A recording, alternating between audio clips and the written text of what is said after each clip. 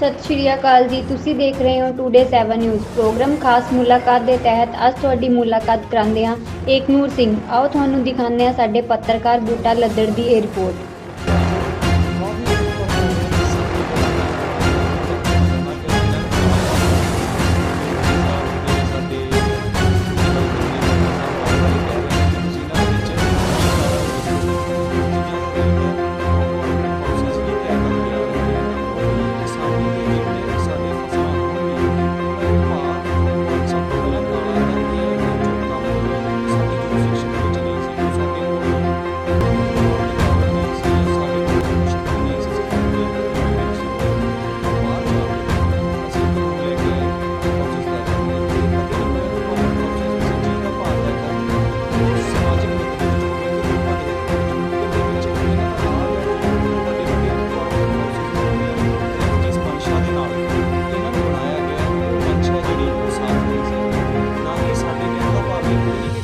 शाही काली है काले कागजां की पड़ी है इस करके सानूं काले सत श्री अकाल आदाब नमस्कार। तुसीं देख रहे टूडे 7 न्यूज़।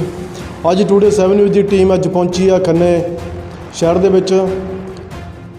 बहुत ही सूझवान ते पढ़े लिखे इंसान दे नाल तुहानूं गलबात कराउने आ। एकनूर सिंह साडे नाल अज मौजूद ने। गलबात करदे उहदे नाल किसानी मुद्दे के उपर जिहड़ा अज काफ़ी भखिया होया। हाँ जी सर जी, थोड़ा स्वागत है चैनल दे विच। सब तो पहले तो टूडे 7 न्यूज़ टीम का तो तुहाडा बूटा लद्दड़ जी का बहुत बहुत धन्यवाद कि तुसीं मैनूं अपना पक्ष रखण का मौका दिता। बहुत बहुत शुक्रिया तुहाडा। ਜਿਹੜੇ ਕਾਲੇ ਕਾਨੂੰਨ ਨੇ ਉਹਨਾਂ ਨੂੰ ਕਿਹੜੀ ਨਜ਼ਰ ਦੇ ਨਾਲ ਤੁਸੀਂ ਦੇਖਦੇ ਹੋ ਜੀ? सब तो पहला तो मैं तुहानूं दस देना चाहुंदा कि असीं इन्हां नूं काला क्यों कह रहे हैं कि मोदी साहब ते साडे खेतीबाड़ी मंत्री तोमर साहब वार-वार ये कह रहे हैं कि तुसीं इन्हां दे विच की काला वो दसो। सब तो पहला काला तो यह है कि जो काम साडी जुरिसडिक्शन दे विच नहीं सी, जो साडे कोल कानून बनाउण दी पावर नहीं सी या साडे कोल वो शक्ति नहीं सी, असीं फिर भी वो जुरिसडिक्शन दे तो बाहर जाके असीं ये कानून लैके आए ना कि ये साडा विशा भी नहीं सी। ते दूजी गल ये कानूनां दे नाल लाभ किहनूं हो रहा है। समझण वाली गल ये है कि कानूनां दा लाभ किहनूं हो रहा है ते नुकसान किहनूं हो रहा है। कि हकीकत दे विच इन्हां दा लाभ है जो वो वड्डे वड्डे कॉरपोरेट हाउसिस नूं हो रहा है। वो इस तरीके हो रहा है क्योंकि तुसीं देखो कि सैलोज डेवलप कर दिते ने उन्होंने, वड्डे वड्डे कॉरपोरेट हाउसिस ने अपने सैलोज बना लए ने ते वो पूरी तरीके नाल खेतीबाड़ी नूं प्राइवेट करना चाहुंदे ने। ते जिद्दां असीं देखिआ कि प्राइवेट चीज़ां दा रेट है वो कॉरपोरेट हाउसिस ही तय करते आ रहे हैं, तो उवें ही किसानी दे जिन्ने भी साडे फसलां होणगीਆਂ उन्हां दे भाव कॉरपोरेट हाउसिस तय करनगे। तो ये कदे नहीं होया कि कॉरपोरेट हाउसिस किसी चीज़ का भाव तय करन तो वो समाजिक हित दे विच होवे कि लोकां दे हित दे विच होवे। वो जो भी भाव तय करनगे जिहदे विच उन्हां नूं आप दा फायदा होगा वो भाव तय करनगे। इस करके कानूनां दी जो मंशा है, जिस मंशा नाल कानून बनाए गए ने वो काली है, ना कि साडे कहण दा भाव ये कोई नहीं कि कानूनां दी शाही काली है या कानूनां नूं काले कागजां दे उपर लिखिआ है। इस करके असीं इन्हां नूं काले कानून कह रहे हैं कि जिस मंशा दे नाल इन्हां नूं बनाया गया वो मंशा जिहड़ी वो साफ नहीं सी। इस करके इन्हां नूं काला कानून कहते हैं। ਜਿੱਦਾਂ ਕਿਸਾਨੀ ਸੰਘਰਸ਼ 2.5 ਤੋਂ 3 ਮਹੀਨੇ ਹੋ ਗਏ ਜਿਹੜੇ ਦਿੱਲੀ ਦੇ ਵਿੱਚ ਚੱਲਦਾ ਪਿਆ, ਕਿਸਾਨ ਆਗੂਆਂ ਦੀ ਕਾਰਗੁਜ਼ਾਰੀ ਨੂੰ ਤੁਸੀਂ ਕਿੱਦਾਂ ਦੇਖਦੇ ਪਏ? ਅਗਰ ਮੈਂ ਤੁਹਾਨੂੰ ਗੱਲ ਦੱਸਾਂ ਕਿ ਆਉਣ ਵਾਲੇ ਸਮੇਂ ਦੇ ਵਿੱਚ ਇੱਕ ਇਤਿਹਾਸ ਕਿਸਾਨ ਆਗੂਆਂ ਨੇ ਰਚਿਆ। ਮੈਂ ਉਹਨਾਂ ਦੀ ਕਾਰਗੁਜ਼ਾਰੀ ਨੂੰ ਖਾਸ ਕਰਕੇ ਜਿਹੜੇ ਫਰੰਟ ਲਾਈਨ ਦੇ ਆਗੂ ਨੇ ਕੁਛ ਜਿੱਦਾਂ ਸਰਦਾਰ ਬਲਵੀਰ ਸਿੰਘ ਰਾਜੇਵਾਲ ਸਾਹਿਬ ਜਾਂ ਕਈ ਹੋਰ ਆਗੂ ਨੇ, ਇਹਨਾਂ ਦੀ ਕਾਰਗੁਜ਼ਾਰੀ ਬਹੁਤ ਹੀ ਬਿਹਤਰ ਰਹੀ ਹੈ। ਬਹੁਤ ਪੜ੍ਹੇ ਲਿਖੇ ਅਤੇ ਸੂਝਵਾਨ ਆਗੂ ਨੇ। ਇਹਨਾਂ ਦੀ ਬਦੌਲਤ ਹੀ ਅਸੀਂ ਅੱਜ ਜਿਸ ਸਥਿਤੀ ਦੇ ਵਿੱਚ ਹਾਂ ਉੱਥੇ ਤੱਕ ਪਹੁੰਚ ਸਕੇ ਹਾਂ। ਦਿੱਲੀ ਅਸੀਂ ਪਹੁੰਚੇ ਹਾਂ। ਹਾਲਾਂਕਿ ਹਰ ਇੱਕ ਵਰਗ ਦਾ ਰੋਲ ਰਿਹਾ ਸਾਨੂੰ ਦਿੱਲੀ ਲੈ ਕੇ ਜਾਣ ਦਾ, ਖਾਸ ਕਰਕੇ ਨੌਜਵਾਨਾਂ ਦਾ। ਅਸੀਂ ਗੀਤਕਾਰ ਸੰਗੀਤਕਾਰ ਜਿਹੜੇ ਸਾਡੇ ਵੀਰ ਨੇ ਭਰਾ ਨੇ ਉਹਨਾਂ ਦਾ ਵੀ ਬਹੁਤ ਵੱਡਾ ਰੋਲ ਹੈ ਕਿ ਉਹ ਦਿੱਲੀ ਤੱਕ ਸਾਨੂੰ ਲੈ ਕੇ ਗਏ ਜਾਂ ਉਹਨਾਂ ਨੇ ਇੱਕ ਲਹਿਰ ਖੜੀ ਕਰਨ ਦੇ ਵਿੱਚ ਉਹਨਾਂ ਨੇ ਬਹੁਤ ਵੱਡਾ ਆਪਣਾ ਰੋਲ ਅਦਾ ਕੀਤਾ। ਅਤੇ ਰਹੀ ਗੱਲ ਕਿਸਾਨ ਆਗੂਆਂ ਦੀ ਕਾਰਗੁਜ਼ਾਰੀ ਦੀ, ਬਹੁਤ ਹੀ ਬਾਖੂਬੀ ਹੈ। ਅਸੀਂ ਇੱਕ ਵੀ ਸਵਾਲ ਉਹਨਾਂ ਦੇ ਕਾਰਗੁਜ਼ਾਰੀ ਦੇ ਖਿਲਾਫ ਖੜਾ ਨਹੀਂ ਕਰ ਸਕਦੇ ਤਾਉਣ ਦਾ। ਜਿਹੜੇ ਜਥੇਬੰਦੀ ਦੇ ਮੂਹਰੇ ਆਗੂ ਨੇ ਵੀ ਅੱਜ ਤੱਕ ਉਹਨਾਂ ਲਈ ਆਵਾਜ਼ ਕਦੇ ਨਹੀਂ ਉਠਾ ਰਹੇ ਹੈਗੇ। ਇੱਕ ਗੱਲ ਰਹਿ ਗਈ ਕਿ ਦੀਪ ਸਿੱਧੂ ਅਤੇ ਲੱਖੇ ਸਿਧਾਣੇ ਦਾ ਵੀ ਉਸ ਦੇ ਵਿੱਚ ਰੋਲ ਕੀ ਸੀ। ਤੁਸੀਂ ਮੈਨੂੰ ਪਹਿਲਾਂ ਇਹ ਸਵਾਲ ਪੁੱਛਿਆ ਸੀ। ਉਹਨਾਂ ਦਾ ਰੋਲ ਮੈਂ ਕੋਈ ਜ਼ਿਆਦਾ ਵੱਡਾ ਨਹੀਂ ਸਮਝਦਾ, ਕਿਉਂਕਿ ਅਗਰ ਅਸੀਂ ਦੇਖੀਏ ਇੱਕ ਛੋਟੀ ਜਿਹੀ ਐਗਜ਼ਾਮਪਲ ਦੇ ਤੌਰ 'ਤੇ, ਮੈਂ ਉਦਾਹਰਨ ਦੇ ਤੌਰ 'ਤੇ ਤੁਹਾਨੂੰ ਦੱਸਦਾ ਕਿ ਜਦੋਂ ਹੁਣ ਇਹ ਇੱਕ ਕਿਸਾਨ ਅੰਦੋਲਨ ਹੈ ਜਿਹੜਾ ਇਹ ਜਨ ਅੰਦੋਲਨ ਬਣ ਗਿਆ ਹੋਇਆ। ਸਾਡਾ ਇਹਦੇ ਵਿੱਚ ਮੇਨ ਫੋਕਸ ਹੈ, ਜਿਹੜਾ ਮੇਨ ਸਾਡਾ ਜੋ ਸਿਧਾਂਤਕ ਮੁੱਦੇ ਨੇ ਉਹ ਕਿਸਾਨੀ ਦੇ ਹੀ ਮਸਲੇ ਹੋਣੇ ਚਾਹੀਦੇ ਹਨ।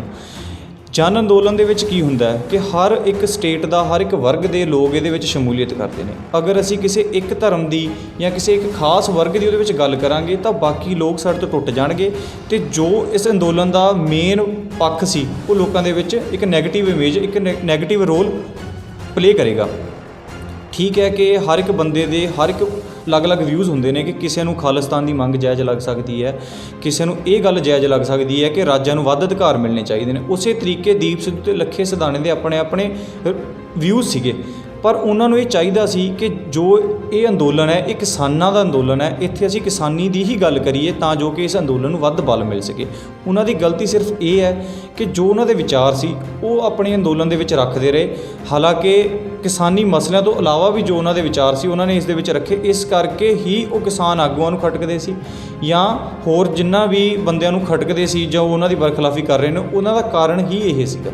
26 ਜਨਵਰੀ ਦੀ ਹਿੰਸਾ ਦੇ ਪਿੱਛੇ ਅਗਰ ਅਸੀਂ ਦੇਖੀਏ ਤਾਂ ਬਹੁਤਾ ਵੱਡਾ ਕੋਈ ਮੈਂ ਇਹਨਾਂ ਦਾ ਰੋਲ ਨਹੀਂ ਸਮਝਦਾ, ਕਿਉਂਕਿ ਇਹਨਾਂ ਦੇ ਕਹੇ ਜਾਂ ਇੱਕ ਬੰਦੇ ਦੇ ਕਹੇ ਕੋਈ ਐਡਾ ਵੱਡਾ ਐਕਸ਼ਨ ਨਹੀਂ ਹੁੰਦਾ। ਉਹ ਲੋਕਾਂ ਦਾ ਆਪ ਮੁਹਾਰੇ ਇਕੱਠ ਸੀ ਜੋ ਉੱਥੇ ਪਹੁੰਚਿਆ, ਅਤੇ ਉੱਥੇ ਪਹੁੰਚਿਆ ਕਿੱਦਾਂ ਇਹ ਵੀ ਅਸੀਂ ਸਮਝੀਏ ਕਿ ਦਿੱਲੀ ਪੁਲਿਸ ਨੇ ਜੋ ਉਹਨਾਂ ਨੂੰ ਜਾਣ ਦਾ ਉੱਥੇ ਤੱਕ ਦਾ ਰਾਸਤਾ ਦਿੱਤਾ।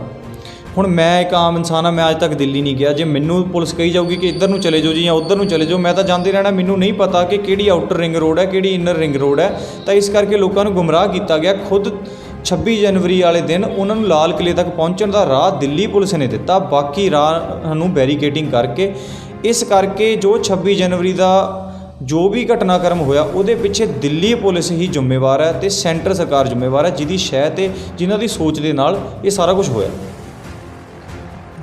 ਦਿੱਲੀ ਦੇ ਵਿੱਚ ਕਹਿਣਾ ਜਿਹੜਾ ਲਾਲ ਕਿਲ੍ਹੇ ਦੇ ਉੱਪਰ ਹੈ, ਕੋਈ ਬੰਦਾ ਵੈਸੇ ਤਾਂ ਉੱਥੇ ਜਾ ਨਹੀਂ ਸਕਦਾ ਕਿ ਇੰਨੀ ਕੁ ਉੱਥੇ ਪੁਲਿਸ ਲੱਗੀ ਹੁੰਦੀ ਆ, ਫਿਰ ਇਹ ਕਿੱਦਾਂ ਹੋ ਗਿਆ ਜੀ? ਮੈਂ ਇਹੀ ਤੁਹਾਨੂੰ ਦੱਸ ਰਿਹਾ ਨਾ ਕਿ ਇਹ ਦਿੱਲੀ ਪੁਲਿਸ ਦੀ ਕਾਰਗੁਜ਼ਾਰੀ ਦੇ ਉੱਪਰ ਸਵਾਲ ਖੜੇ ਕਰਨ ਵਾਲੀ ਗੱਲ ਹੈ ਕਿ ਦਿੱਲੀ ਪੁਲਿਸ ਨੇ ਖੁਦ ਜਾਣ ਦਿੱਤਾ ਲੋਕਾਂ ਨੂੰ ਉੱਥੇ ਤੱਕ। ਤੁਸੀਂ ਆਮ ਦਿਨਾਂ 'ਚ ਵੀ ਜਾ ਕੇ ਦੇਖੋ ਕਿ ਉੱਥੇ ਇੰਨੀ ਵੱਡੀ ਪੱਧਰ 'ਤੇ ਸਿਕਿਉਰਿਟੀ ਹੁੰਦੀ ਹੈ, ਕੋਈ ਆਮ ਬੰਦਾ ਉੱਥੇ ਇੰਨੀ ਆਸਾਨੀ ਦੇ ਨਾਲ ਨਹੀਂ ਜਾ ਸਕਦਾ। ਤਾਂ ਐਡਾ ਵੱਡਾ ਇਕੱਠ ਕਿਵੇਂ ਪਹੁੰਚ ਗਿਆ? ਤਾਂ ਉਹ ਕਿਤੇ ਨਾ ਕਿਤੇ ਪੁਲਿਸ ਨੇ ਜੇ ਰਸਤਾ ਦਿੱਤਾ ਜਾਂ ਪੁਲਿਸ ਨੇ ਢਿੱਲ ਦਿੱਤੀ, ਇਸੇ ਕਰਕੇ ਲੋਕ ਉੱਥੇ ਤੱਕ ਪਹੁੰਚੇ। ਲੋਕ ਤਾਂ ਆਮ ਲੋਕ ਸੀ ਪਿੰਡਾਂ 'ਚੋਂ ਗਏ ਜਿਨ੍ਹਾਂ ਨੂੰ ਕਿ ਨਹੀਂ ਸੀ ਪਤਾ ਕਿ ਅਸੀਂ ਕਿੱਧਰ ਜਾਣਾ ਕਿੱਧਰ ਨਹੀਂ ਜਾਣਾ। ਕੁਛ ਸਾਡੇ ਕੋਲ ਪ੍ਰੋਪਰ ਮੈਪਸ ਜਾਂ ਪਲਾਨ ਪ੍ਰੋਪਰ ਨਹੀਂ ਸੀ। ਕਿਤੇ ਨਾ ਕਿਤੇ ਮੈਂ ਸਾਡੇ ਕਿਸਾਨ ਆਗੂਆਂ ਦਾ ਵੀ ਇਹਦੇ 'ਚ ਫੇਲੀਅਰ ਸਮਝਦਾ ਕਿ ਉਹ ਲੋਕਾਂ ਨੂੰ ਅੱਛੇ ਤਰੀਕੇ ਅੱਛੇ ਢੰਗ ਦੇ ਨਾਲ ਗਾਈਡ ਨਹੀਂ ਕਰ ਸਕੇ ਕਿ ਅਸੀਂ ਕਿੱਧਰ ਨੂੰ ਜਾਣਾ ਹੈ ਜਾਂ ਕਿੱਧਰ ਨੂੰ ਨਹੀਂ ਜਾਣਾ। ਜਿੱਦਾਂ ਕਿ ਟੀਵੀ 'ਤੇ ਬੜਾ ਦਿਖਾਇਆ ਜਾ ਰਿਹਾ ਵੀ ਉੱਥੇ ਬੜਾ ਵੀ ਉੱਥੇ ਕਹਿੰਦੇ ਵੀ ਇੰਨਾ ਕੱਟਤੀ ਉਹਨਾਂ ਨੇ, ਇੱਕਣ ਕੀਤਾ, ਉੱਥੇ ਮਾਰਕੁੱਟ ਕੀਤੀ ਆ, ਬੜੇ ਦਿਖਾਏ ਗਏ ਨੇ ਉਹਦੇ ਵਿੱਚ। ਉਹਦੇ ਬਾਰੇ ਕੀ ਕਹਿਣਾ ਚਾਹੁੰਦੇ ਹੋ?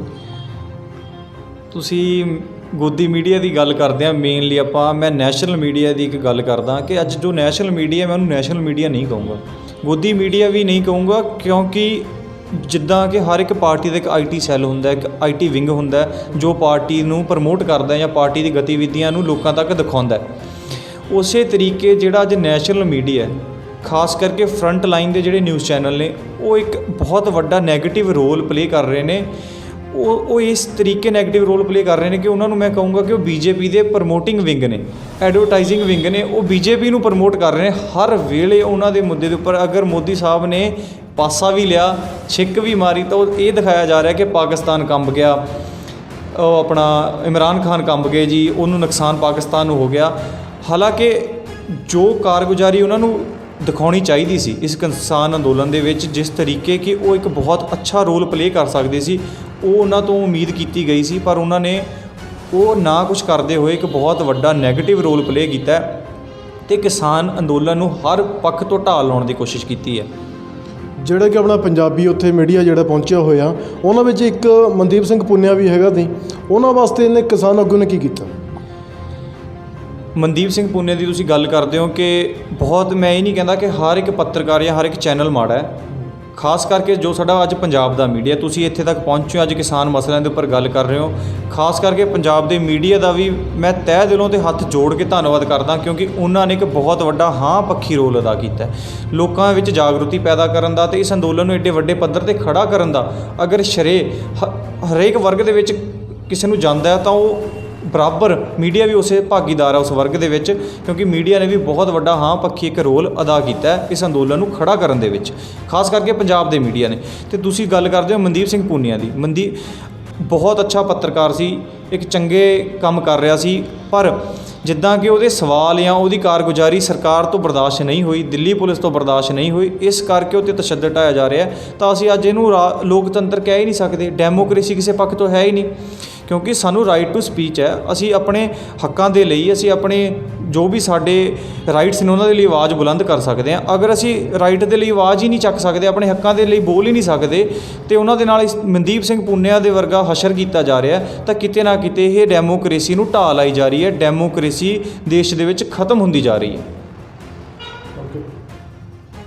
ਦੁਬਾਰਾ ਜਿਹੜਾ ਹੈਗਾ ਸੰਘਰਸ਼, ਕਿਸਾਨੀ ਸੰਘਰਸ਼ ਜਿਹੜਾ ਸਿਖਰਾਂ 'ਤੇ ਪਹੁੰਚਾਇਆ ਡਕੈਤ ਸਾਹਿਬ ਨੇ, ਹੁਣ ਉੱਦਾਂ ਹੀ ਜਿਹੜਾ ਹੈਗਾ ਉੱਤੇ ਬਰਕਰਾਰ ਰਹੂਗਾ ਕਿ ਉਹਦੇ ਵਿੱਚ ਕੋਈ ਚੇਂਜਿੰਗ ਆਊਗੀ?